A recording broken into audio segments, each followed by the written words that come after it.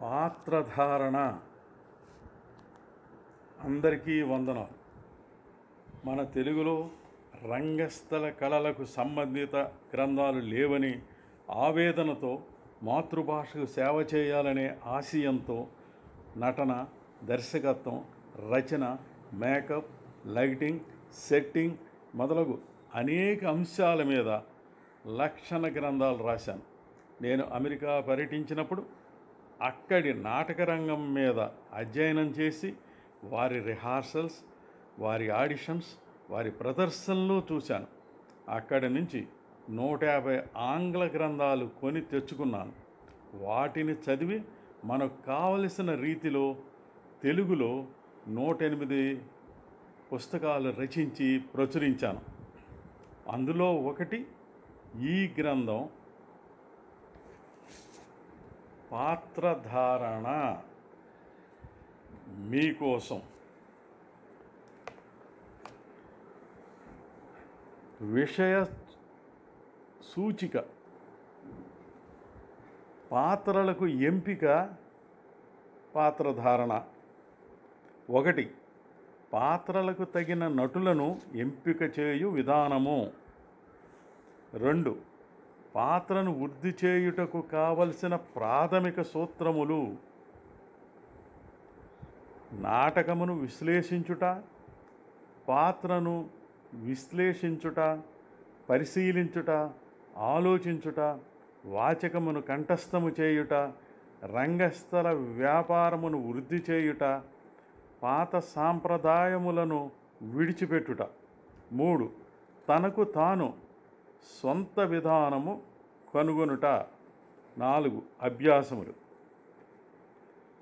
రంగంపై పాత్ర దర్శనం, పాత్ర పోషణ. 1.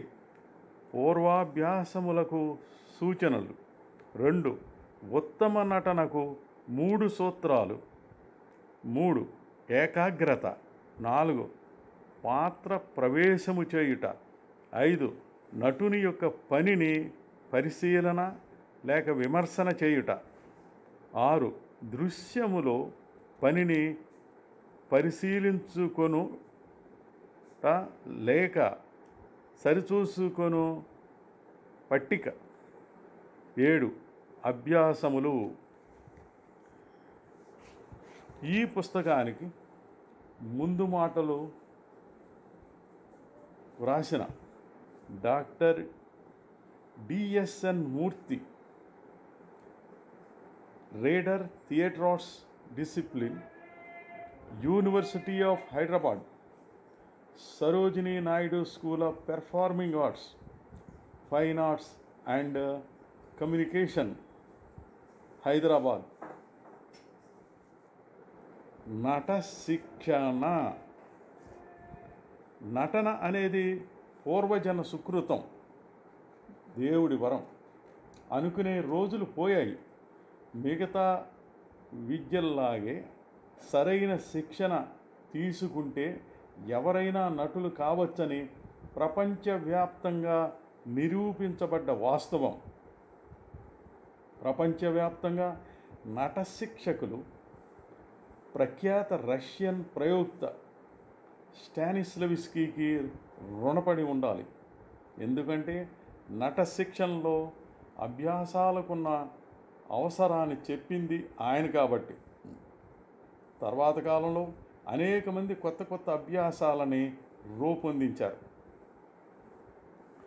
పోలిష్ దర్శకుడు, నటగురువు గురటోవ్స్కీ 5 సంవత్సరాల శిక్షణ ఇస్తాడు. శారీరక కదలికలు, వాచకాన్ని మెరుగుపరుచుకోవడం అనే అంశాల మీదనే ఇన్ని సంవత్సరాల శిక్షణ. ఇది శిక్షణ కాదు, శిక్ష అనుకున్నవారు లేకపోలేదు.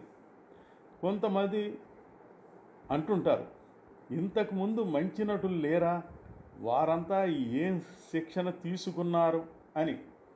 వారు కూడా ఏదో ఒక గురువు దగ్గరో దర్శకుడు దగ్గరో ట్రైనింగ్ అయ్యే ఉంటారు.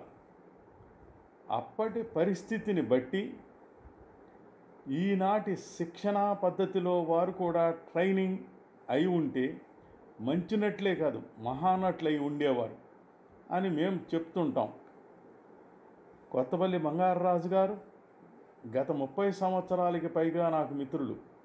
ఆయన నటులు, దర్శకులు, రచయిత, నాటకరంగం మీద అపారంగా అధ్యయనం చేశారు. తాను సంపాదించిన నాలెడ్జ్ని 10 మందికి పంచాలని ఇన్ని పుస్తకాలు రాశారు.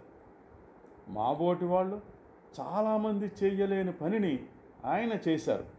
అందుకు అభినందనీయులు. ఈ నట శిక్షణ పుస్తకంలో అనేక అభ్యాసాలు రాశారు.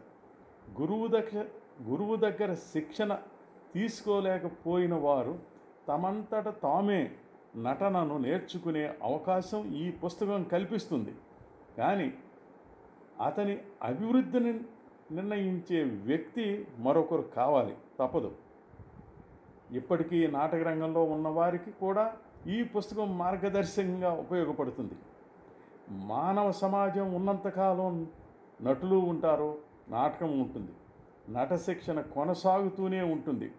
నాటక రంగంలోని వివిధ అంశాల మీద బంగారరాజు గారు మరిన్ని విషయాలు తెలియపరిచే రచనలు చేస్తారని ఆశిస్తూ సెలవు.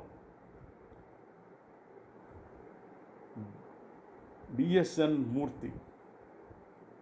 మరికొన్ని విషయాలు మరో భాగంలో.